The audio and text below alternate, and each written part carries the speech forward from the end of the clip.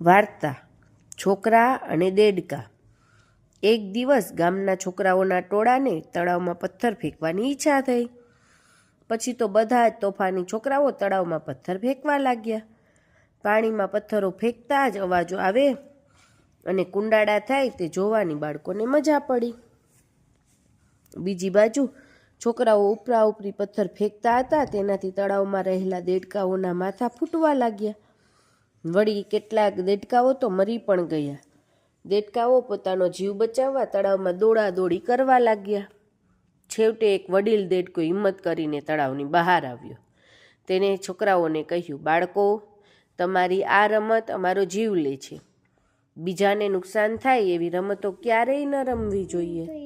બાળકોને પોતાની ભૂલ સમજાઈ ગઈ અને તેમણે તળાવમાં પથ્થરો કે અન્ય વસ્તુ ન ફેંકવાનો નિયમ લીધો. વાર્તા સસલાભાઈની જીદ. સુંદર વનમાં એક સુંદર સસલું રહેતું હતું. ફૂલ જેવું તે સુંદર, રૂ જેવું તે ધોળું, પણ કદથી લાગે ઉંદર. સસલું ધોળું અને રૂપાળું હતું, પરંતુ કદમાં નાનું હતું, એટલે જંગલના પ્રાણીઓ તેની મજાક ઉડાવતા. આ સસલાભાઈ રોજ ચિંતા કરે, ભગવાને મને નાનું કેમ બનાવ્યું? એક દિવસ જંગલમાં એક સાધુ મહારાજ આવ્યા. સાધુ મહારાજ ભગવાનને ભોજન ધરાવવા માટે ફળો શોધતા હતા.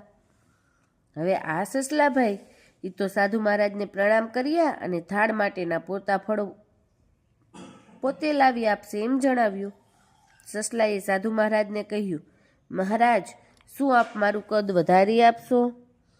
સસલાભાઈની વાત સાંભળી સાધુ મહારાજે સમજાવ્યું, ભગવાને જે આપ્યું છે તે બરાબર છે, પણ સસલાભાઈએ તો મોટા થવાની જીદ પકડી, એટલે સાધુ મહારાજે તેનું કદ વધારી આપ્યું.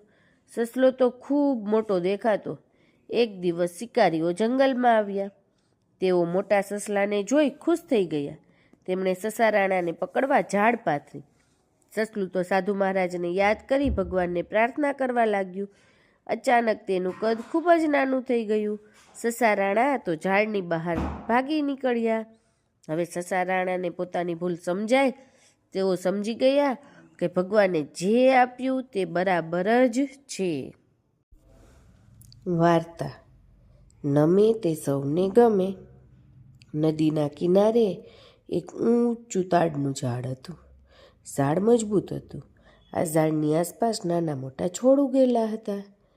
જે કોઈ પણ પગ મૂકે તો પણ કચડાઈ જાય એવા કોમળ હતા અને થોડોક પવન વાય તોય વળી જાય. ચોમાસાની ઋતુ આવી. આકાશમાં ઘોર વાદળા છવાઈ ગયા અને છતે દિવસે રાત જેવું લાગવા માંડ્યું. પવન તો જોર જોરથી ફૂંકાવા લાગ્યું. વાવાઝોડું જ ત્રાટકે તેવું લાગતું હતું. પવનની ગતિ વધવા લાગી અને વાવાઝોડું ત્રાટક્યું. વાવાઝોડું એટલું જોરદાર હતું કે ઊંચું અને મજબૂત તાડનું ઝાડ અડધેથી તૂટી ગયું. તાડે જોયું કે છોડ તો જેવા તેવા હતા, પણ છતાંય જેવા હતા તેવા ને તેવા જ રહ્યા. એટલે તાડે આશ્ચર્યથી છોડને પૂછ્યું, આટલા ભયંકર વાવાઝોડામાં તમે બચી ગયા અને હું તો તૂટી ગયો, એવું કેમ?